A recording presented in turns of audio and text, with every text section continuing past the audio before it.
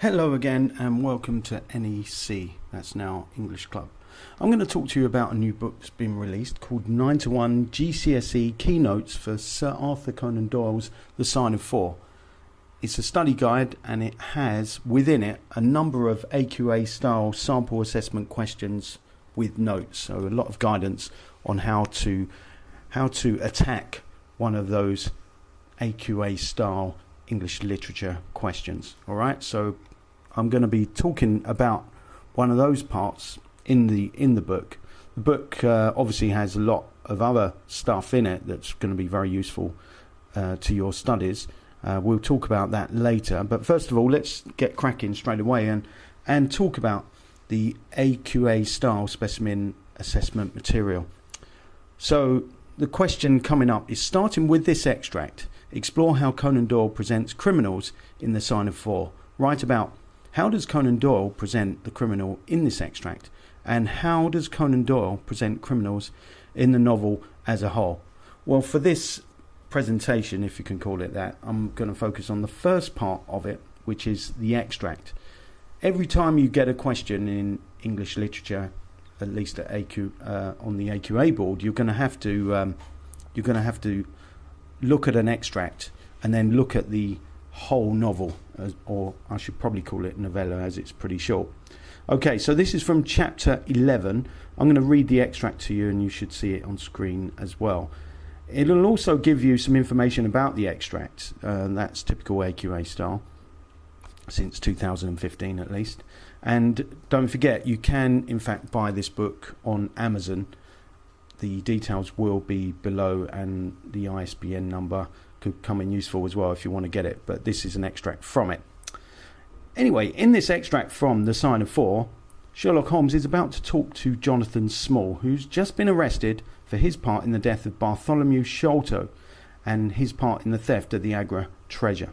The extract is important because it reveals contemporary attitudes towards criminals.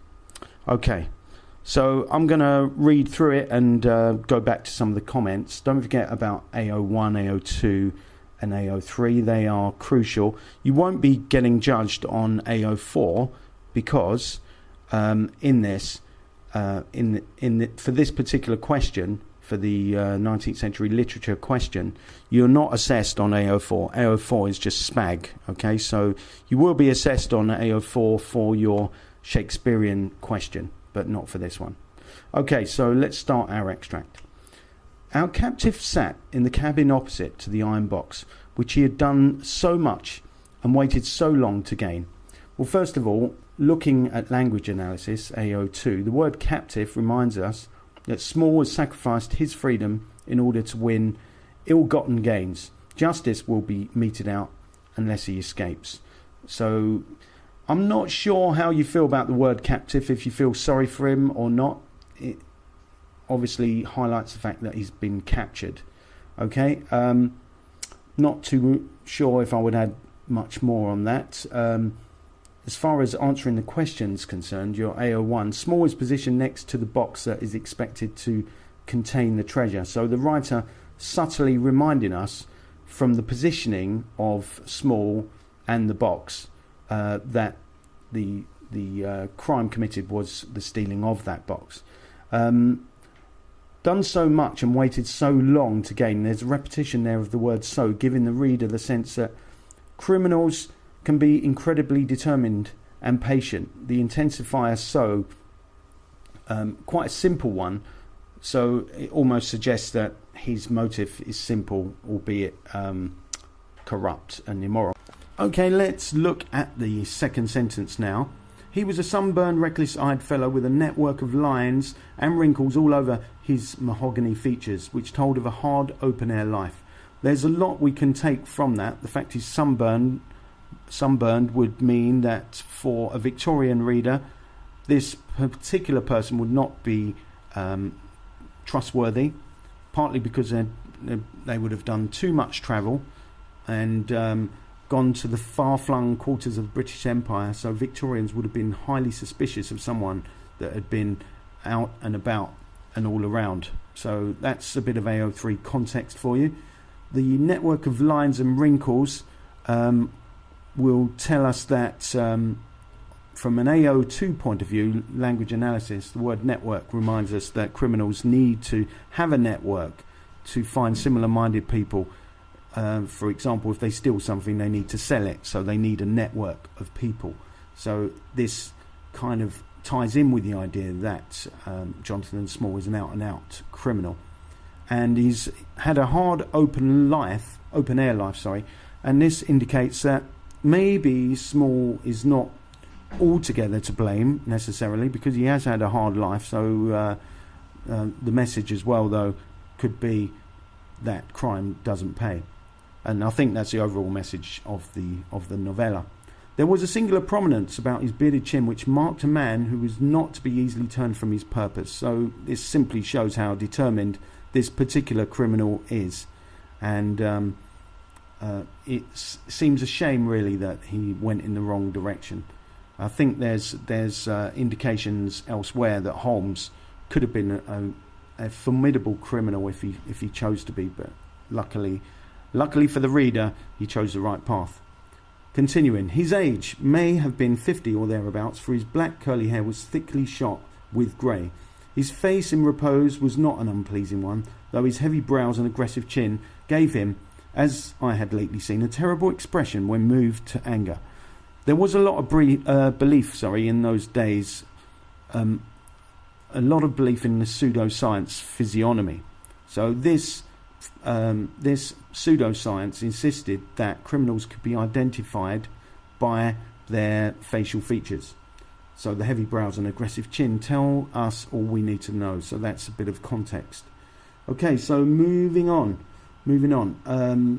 He sat now with his handcuffed hands upon his lap and his head sunk upon his breast, while he looked with his keen twinkling eyes at the box which had been the cause of his ill doings.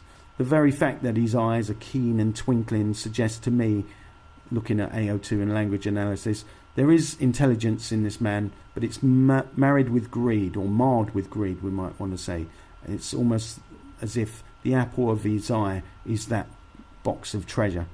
And his head is sunk, so AO1 answering the question that criminals will come to justice, and justice is served, and it makes them feel quite depressed. So the head sunk upon his breast, and the handcuffs as well remind us what will be the consequences for breaking the law. And moving on, it seemed to me that there was more sorrow than anger in his rigid and contained countenance. So looking at that, more sorrow than anger, it makes us feel perhaps he feels sorry for what he's done, but it could be that he's sorry that he's been caught. We're not altogether sure at this stage, but it's well worth thinking about at least. And then there is the alliteration of contained countenance, so a bit of AO2. The contained countenance may suggest that the criminal cannot be trusted, that he's keeping his thoughts to himself, and it's very much an act, this sorrow that he's showing. Once he looked up at me with a gleam of something like humour in his eyes, again indicates that we cannot trust this criminal mind. He could be thinking of something humorous, but he's not going to share it with us. Again, that ties in with the whole idea that he's selfish. The word gleam has negative connotations. It may suggest light and intelligence, but there's something malevolent about a gleam. And the AO3 here, the word gleam could imply that Small is inherently evil. So contextually, the ideas of social Darwinism were becoming popular at the end of the 19th century, and that would indicate social Darwinists would think that criminals were genetically predisposed to be criminals, okay, and are genetically disposed for a life of crime. Well, Jonathan Small, said Holmes, lighting a cigar, I'm sorry that it has come to this. And so am I, sir, he answered frankly. I don't believe that I can swing over the job. I'll give you my word on the book that I never raised a hand against Mr. Sholto. By the book, he's talking about the Bible. It was that little hellhound Tonga who shot one of his cursed darts into him. So the word hellhound here emphasises how evil Tonga is in Small's eyes. Hounds, of course, known for their loyalty, but hellhounds cannot be seen in a positive light. And Small seems perhaps the more devious and disloyal, if you think that Hound, though, is a loyal creature, and Tonga certainly, for the most part, seems to be quite loyal to Jonathan Small. And he continues, "I had no part in it, sir. I was as grieved as if it had been my blood relation. I welted the little devil with the slack end of a rope for it, but it was done, and I could not undo it again." Just going back a little, the idea of honour amongst thieves is lost on Small, who obviously tells Holmes that Tonga is the murderer. So it's difficult to take in that Small is refusing to take any responsibility at all for the death. The Andaman Islander is his decision to use him for an accomplice. So ultimately, we'd have to say that he should bear the brunt of the punishment. Bearing in mind Tonga's not around to take punishment at this stage in the narrative. And of course, Small doesn't come out of it sounding good, particularly for a modern audience, bearing in mind he welted the little devil, he said, with the slack end of a rope, so beat Tonga. And perhaps in those days it would be slightly more acceptable than now, although even in those days they would have said that he's mistreated his accomplice. So that's about it as far as that particular specimen essay question is concerned. There are plenty more in the book, so I do advise you to pick up a copy. There's quite a lot on characters and themes. There's who's who, page by page analysis with lots of quotations. So the way I would work on that is I would highlight bits that are relevant to themes and character, and then of course the AQA style exam questions. There are activities and tasks to try and remind you of what you've read, because it's not the easiest book and it's certainly not the most difficult, but the 19th century part of paper 1 in AQA is often considered the most challenging. So I hope this video is going to help you, and if you need more help, please go ahead and click on the link to the book and get a copy of that. Thank you very much.